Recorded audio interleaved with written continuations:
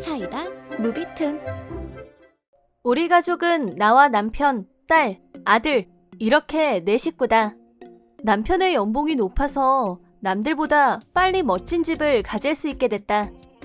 그런 남편에겐 남동생이 한 명 있는데 동서가 너무 쓰레기였다. 도련님은 친형인 우리 남편을 잘 따랐고 아이들과 내게도 잘했다. 내 동서였던 혜연 씨는 아주버님은 저렇게 멋진 집을 엄청 빨리도 사셨네. 나도 한번 살아보고 싶다. 라는 터무니없는 말을 했다고 한다. 마음이 착했던 도련님은 잔업량까지 늘리며 일했다. 그러면서 도련님은 그 실력을 인정받게 됐다. 3년간 열심히 일했고 보너스도 차곡차곡 모았다. 최대한 빨리 내 집을 갖고 싶다고 했던 아내의 소원대로 계약금을 지급하며 집을 사게 됐다. 동서도 꽤나 기뻐했다고 한다. 그런데 얼마 지나지 않아 도련님의 모습이 보이지 않았는데 출퇴근하다 코로나균에 걸려오면 안 되잖아. 와 같은 이유로 회사 근처에 위클리 맨션을 빌려 혼자 살고 있단 이야기를 들었다. 회사가 월세의 반 이상을 내줬기 때문에 월세 걱정은 없는 듯했다. 아무리 그래도 내 집을 놔두고 그러는 건 좀... 하지만 도련님도 아이가 있었고 일리 있는 말이기도 해서 그렇게 하기로 했단다. 한편 동서는 친정 부모님과 시댁 부모님들에게 알바를 풀타임으로 뛰다 보니까 나 혼자 애들 보는 거 힘들어. 코로나 때문에 친구랑 만나기도 힘들고 스트레스 받아 죽겠어. 그러니까 우리 애들 좀 봐줘? 라고 하며 가끔씩 아이들을 맡겼다고 한다. 하지만 풀타임으로 일한다는 건 거짓이었고 알바도 진작에 그만둔 사실이 나중에 탄로 났다. 거기다 아이도 없고 남편도 없는 신축 주택에 불륜남을 끌어들여 외도를 즐겨온 사실도 드러났다. 집에서 도련님을 내보내고 아이를 맡겼던 것도 신축 주택에서 불륜남과 그 짓을 즐기기 위함이었다.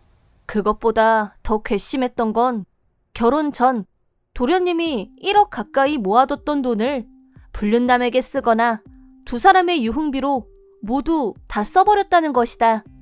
불륜이 들통나자 동서의 부모님은 비록 몰랐지만 우리가 불륜을 도운 꼴이 됐다며 싹싹 빌었다. 시부모님은 아픈 몸에도 불구하고 손주들을 위해 믿고 맡아준 건데 동서가 뒤통수 친 걸 알고 더 쇠약해지셨다. 이혼 이야기를 나누는 자리에는 시부모님 대신 남편이 나갔다. 양가가 모여 여러 이야기를 나눴는데 동서는 그때마다 모두의 귀를 의심케 하는 역대급 발언을 했다. 이혼은 어쩔 수 없겠네요. 제가 써버린 돈은 재산 분할로 퉁치면 될 거고 위자료는 3천만 원으로 하면 될까요? 양육비도 정해야겠죠? 와 같은 문논리에 모두들 헐을 외쳤다고 한다.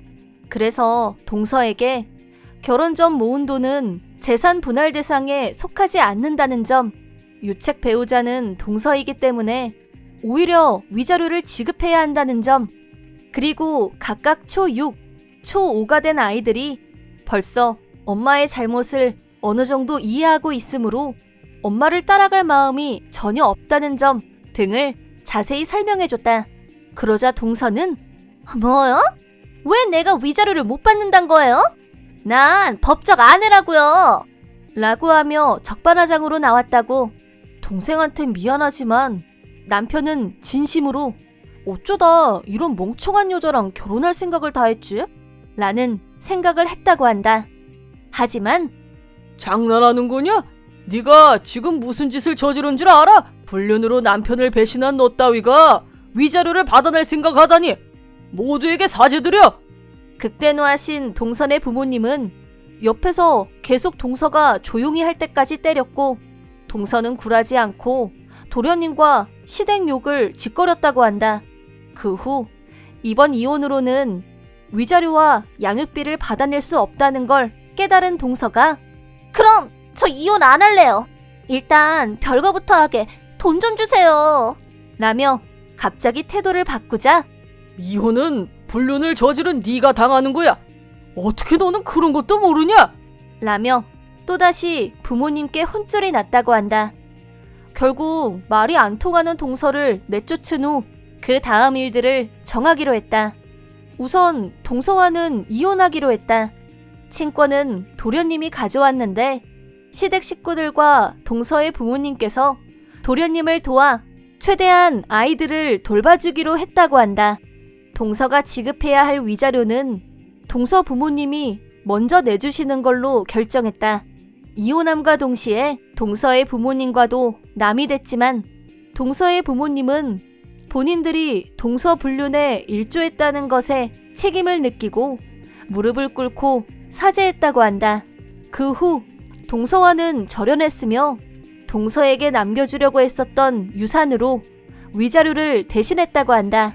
그 사실을 알게 된 동서는 말도 안 돼. 내 유산인데 당연히 내가 받아야지. 어차피 이 새끼랑은 이혼할 거니까 돈 줄 필요 없어.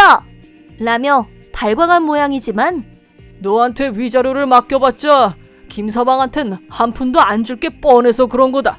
그래서 가장 확실한 방법으로 지급한 거야. 그리고 넌 더 이상 내 딸도 뭣도 아니다. 그니까 넌 우리 재산에 대해서 뭐라고 할 자격도 없어. 라고 하며 극대노하셨다고 한다. 그 후 모든 절차가 끝나고 도련님은 불륜남에게도 위자료를 청구했는데 불륜남은 위자료는 모두 다 곧바로 드릴 테니 회사에는 아무 말도 하지 말아달라며 무릎 꿇고 빌었다고 한다. 그 조건을 받아들인 대신 상당한 액수의 위자료를 받을 수 있었다고 한다. 그 후 동서는 불륜남에게 버림받았다. 동서가 그닥 소중한 존재는 아니었던 거지. 그리고 얼마 후 모든 것을 잃게 된 동서에게서 웬일로 연락이 왔다. 아무래도 가족들이 말도 안 통하는 동서를 차단한 모양이었다. 남편에게 자세한 이야기만 들었지 딱히 나는 당사자도 아니었기 때문에 설마 나한테까지 연락을 할까 싶어서 차단을 해놓진 않았었다. 그래서 계속 무시했었는데 아이들 일로 상담할 게 있다는 라인이 왔다. 하는 수 없이 전화를 받아줬는데 정작 아이들 이야기는 없었다. 짜증나는 걸 참고 동서 이야기를 들어줬는데 동서는 전 남편도 시댁 식구들도 다 미쳤다며 어떻게 여자한테 위자료를 내라고 하냐며 특히 아주버님이 내 책임을 강력하게 주장한 탓에 다들 세뇌당한 거라고 했다. 그니까 우리 남편이 인간답게 행동할 수 있도록 설득해달라고 같은 여자니까 잘 아시잖아요? 라고 짓거렸다. 한 번도 말을 섞어본 적은 없지만 나도 동서가 얼마나 쓰레기 같은 인간인지는 알고 있었다. 그래도 아이들 문제라고 해서 급한 일인가 싶어 전화를 받아준 건데 결국 참았던 짜증이 폭발했다. 방금 저희 남편이 동서 책임을 주장했다고 그랬죠? 근데 사실 그대로를 말한 거잖아요. 100명한테 물어봐도 100명 다 그렇다고 대답할걸요? 네? 뭐라고요? 그렇잖아요. 그렇게 착한 도련님을 집에서 내쫓고 아이들까지 부모님한테 맡겨놓고 정작 본인은 불륜이라니. 게다가 1억 가까이 되는 돈을 탕진해놓고 어떻게 자긴 아무 잘못이 없다고 말할 수 있는지 이해가 안 가요. 그 어떤 악녀를 데려와도 당신보단 똑똑할걸요? 본인이 저지른 잘못 정도는 알고 있을 테니까요. 웃기지 마세요. 난 기껏 형님 생각해서 말해줬구만. 내 생각해줄 필요 없어요. 오히려 2번 다신 연락 안 해주면 좋겠어요. 당신 같은 쓰레기랑 말 섞을 생각하면 머리가 아프니까요. 그러자 전화기 너머로 표효하는 듯한 괴성을 질러댔다. 하지만 나는 그대로 전화를 끊었다. 그러고 나서 바로 차단해버렸다. 그 후 원래는 본인 차지였던 유산을 못 받게 된 것에 화를 내며 도련님의 회사에까지 쳐들어갔지만 곧바로 경찰에 체포됐다. 이 행동이 계속되면 실형 판결을 받게 될 수도 있다고 하자 그 후부터는 모습을 감췄다고 한다. 본인을 먹여 살려줄 남편도 없고 가족도 없는데 살 집마저 없어졌으니 주소지가 없으면 취업도 못할 테니 미래가 뻔했지만 그거야말로 자업자득이었다. 그런 짓을 저질러 놓고 본인이 위자료를 받을 수 있을 거라고 생각하다니 진짜 바보 중에 바보였다. 그 후 도련님은 가족 모두에게 아이들을 부탁했고 지금은 다 같이 아이들을 돌보며 씩씩하게 살아가고 있다. 아직 어리숙한 부분이 있긴 해도 정말 착한 사람이니 언젠가 또다시 멋진 상대를 만나게 되길 바란다. 이번 영상은 어떠셨나요? 재밌게 보셨다면 구독, 좋아요에 댓글까지 달아주시면 감사하겠습니다. 그럼 다음 영상에서 만나요.